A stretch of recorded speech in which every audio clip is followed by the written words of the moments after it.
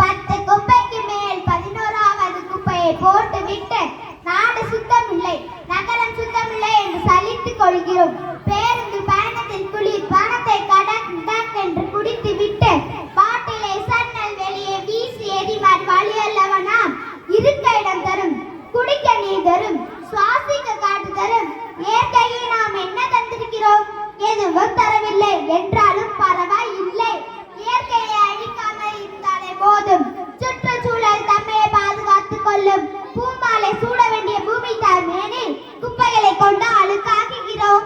பன்னீரால் கழுவ வேண்டிய அவளது பாதத்தில் ரசாயன கழிவுகளை கொண்டு புண்ணாக்குகிறோம். பூமி தாய் தன் கண்ணீரை துடைக்கும் கைகளை தேடிக்கொண்டு இருக்கிறார்.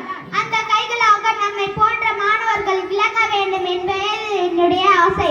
சுற்றுச்சூழலை மாசுபடுத்துகிறோம் என்ற குற்ற உணர்ச்சி சிறிது மிழாமல் தெருவில் குப்பையை போடுவதே